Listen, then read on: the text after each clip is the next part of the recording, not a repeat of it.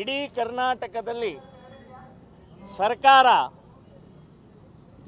DJ ಹಚ್ಚುವ ಬಹಳ ಕಿರಿಕಿರಿ ಕೊಡ್ತಾ ಇದೆ, ಬಹಳ ತೊಂದರೆ ಕೊಡ್ತಾ ಇದ್ದಾರೆ. ಡಿಜೆ ಸುಪ್ರೀಂ ಕೋರ್ಟ್ ಬ್ಯಾನ್ ಮಾಡಿದೆ, ಒಪ್ಕೊಳ್ತೀವಿ. ಆದರೆ ಅದೇ ಸುಪ್ರೀಂ ಕೋರ್ಟ್ ಮಸೀದಿಯ ಮೈಕ್ ಸಂಬಂಧಪಟ್ಟಾಗೂ ಕೂಡ ಅದನ್ನು ಹೇಳಿದೆ. ಬೆಳಗಿನ ಜಾವದ ಆ ಪ್ರಾರ್ಥನೆಯ ಮೈಕನ್ನು ನಿಲ್ಲಿಸಬೇಕು ಅಂತ ಹೇಳಿ ಸುಪ್ರೀಂ ಕೋರ್ಟ್ ಹೇಳಿದೆ.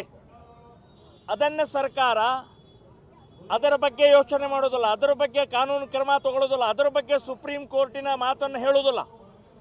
ವರ್ಷಕ್ಕೆ ಒಮ್ಮೆ ಮಾತ್ರ ಗಣೇಶೋತ್ಸವದಲ್ಲಿ ಅತ್ಯಂತ ವಿಜೃಂಭಣೆಯಿಂದ ಇಲ್ಲಿ ಯಾವುದೇ ಜಾತಿ, ಮತ, ಪ್ರಾಂತ, ಭಾಷೆ, ಪಕ್ಷ ಭೇದ ಇಲ್ಲದೆ ಒಟ್ಟಾಗಿ ಒಂದಾಗಿ ಮಾಡುವಂಥ ಈ ಕಾರ್ಯಕ್ರಮದಲ್ಲಿ ಡಿಜೆಗೆ ಪರ್ಮಿಷನ್ಗೆ ಬಹಳ ದೊಡ್ಡ ಕಿರಿಕಿರಿ ಕೊಡ್ತಾ ಇರುವಂಥ ಸರ್ಕಾರಕ್ಕೆ ಧಿಕ್ಕಾರ ಹೇಳ್ತಾ ಇದ್ದೀನಿ ನಾನು.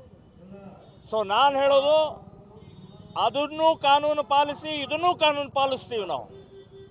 ಮಸೀದಿಯ ಮೈಕಿನ ಸಂಬಂಧಪಟ್ಟಾಗ ಮಾತನಾಡದೆ ಬಾಯಿ ಮುಚ್ಕೊಂಡಿರ್ತೀರಿ, ಇನ್ನು ನಮ್ಮ ಹಿಂದೂಗಳ ಹಬ್ಬಕ್ಕೆ ಮಾತ್ರ ನಿಮ್ಮ ಕಿರಿಕಿರಿ ಯಾಕೆ ಅಂತನ್ನುವಂಥದ್ದು ಕೇಳ್ತೀನಿ.